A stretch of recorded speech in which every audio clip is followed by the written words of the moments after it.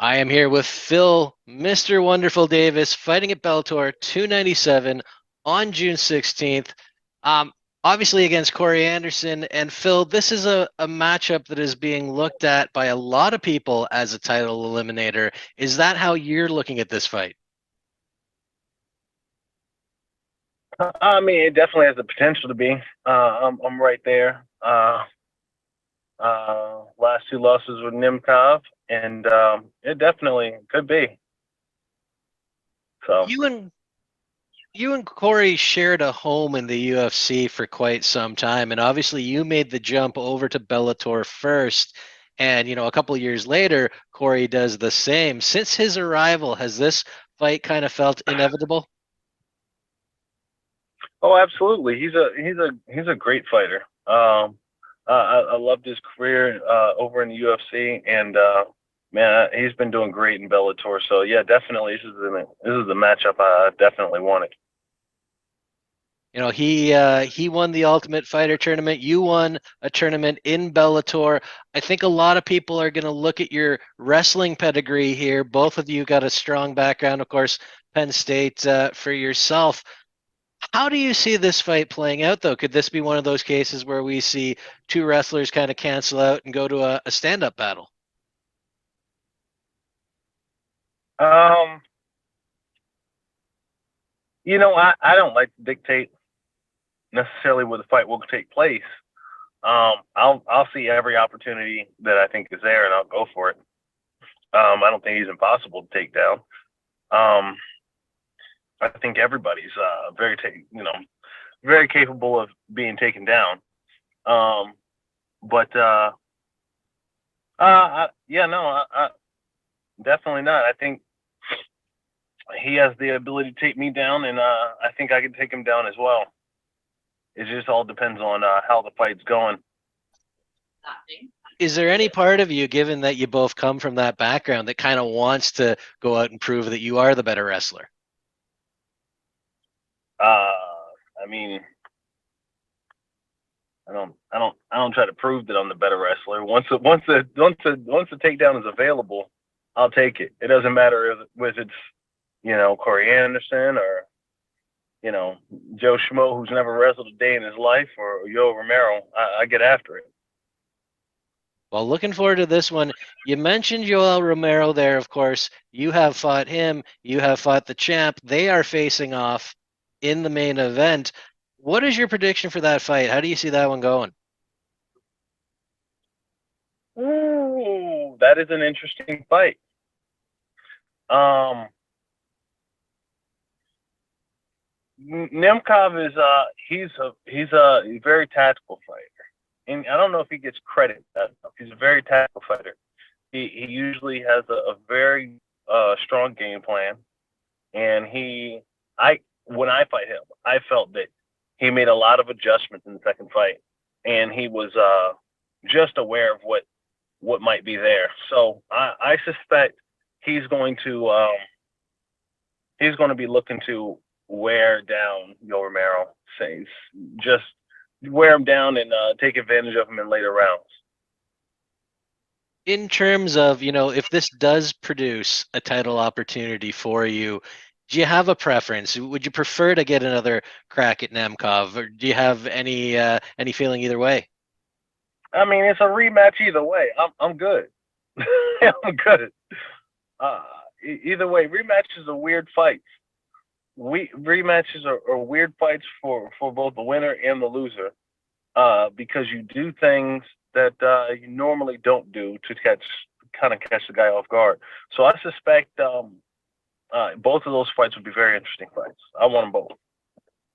I'm going to kind of throw a bit of a wrench in the works. When I spoke to Vadim yesterday, we talked a little bit about him maybe moving to heavyweight. He says the weight cuts are getting harder, and there is a possibility with Moldavsky out of the title picture at heavyweight for the time being, which is his teammate, that he could go up. And he says if he goes up, it's a permanent move. What do you think that does for the division in that case? Whew. Um, I guess it's up for grabs. And in I was just asked, I think by Brian Linder, what I would, what fights I want and how I see things going down. I told him I don't, I don't, I never try to like make a plan for I'll fight this guy, then that fight will happen, and this and that, because you just don't know. And this is exactly what I mean. You just don't know what's going on, and yeah, I, the caliber of fighter that will do well in any organization at any weight. Um, so I'm sure he's going to continue to do well, and yeah, that'll be a very interesting move. He'll shake up the division right away, and yeah, whoever's around will have to contend for the title, and I'll be there. Well, you've been at 205 for a long, long time. As you get older, I mean, how are the weight cuts for yourself? I mean, Nemkov's saying they're getting tougher. How is it for you? You know, it's definitely it's definitely needs to be managed. It's definitely not something that you can just write off. Uh, but I wouldn't say they're getting tougher. I would say definitely needs more management. Fair enough, man. And it's good to hear they're going well still. I kind of touched earlier about you making the jump from the UFC to Bellator and then Corey doing the same thing. And in a way, I feel like you were a little bit ahead of the curve making that move. Um, we've seen some big moves recently, and especially Francis Ngannou making the jump from the UFC to the PFL, fighting out the UFC Mhm. deal. What is your take on the state of MMA as a whole right now? As it pertains to those free agent opportunities, are we in a better place now than in 2015 when you made the move? I definitely believe so. I definitely believe so. In 2015, Bellator was the only other place that could pay you, um, you know, bigger money than the UFC, and now there's a couple other homes. So yeah, I'm glad. I'm so glad that there's more opportunities for guys um, to make money, to get great fights. Also, not just um, make money to not to fight nobodies. There's great guys in several divisions. I'm sorry, several different companies. So I love it. I love it. I think it's much better, and I'm glad more people are exploring free agency.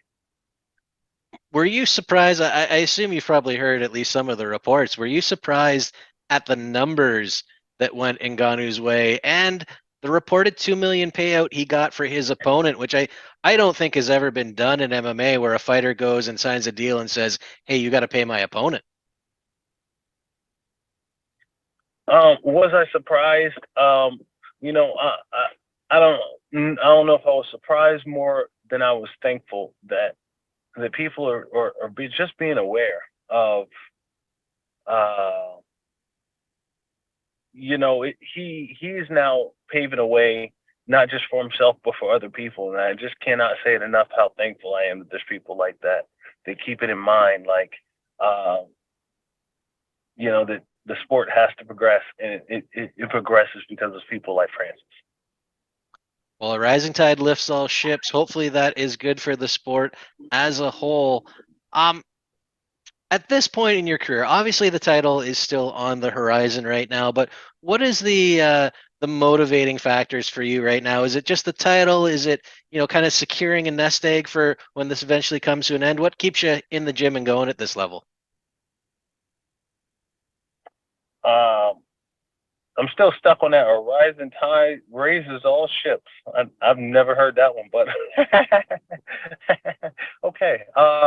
What keeps me, I'm I'm motivated just because I love to compete.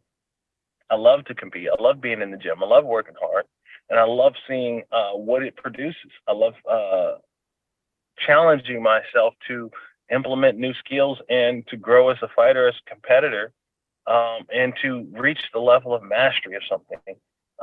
It's difficult and it challenges you and pushes you beyond what you think is capable, and that's what I love to do. Well, that is the heart of a mixed martial artist, I think. I'm going to ask you one more before I let you go, Phil. And again, I appreciate the time today. back in, I think it was 2017, Bellator did a show at Penn State. I actually drove down for that. That was a very cool experience. Has there ever been any talk of doing a repeat engagement there? Um, I'm not sure. I'm not sure. There was definitely some drawbacks to having it at Penn State, but I mean, somewhat mitigated by the fact that myself and Ed Ruth were on the card. But you know, there's a young crop of Penn State wrestlers coming up, and well, there's just always a crop of stud wrestlers coming out of Penn State. There's just no shortage on high caliber talent coming out of Penn State. So whether there will be a return, I think there will be at some point. I'm not sure when. Well, it was very cool. Very cool to get to see you go back to Penn State and compete in front of the fans there. Phil, thanks again for the time today. Best of luck in the fight. Bellator 297, June 16th in Chicago, Wintrust Arena. Sorry about that. Have a good one. Thanks again. Thank you.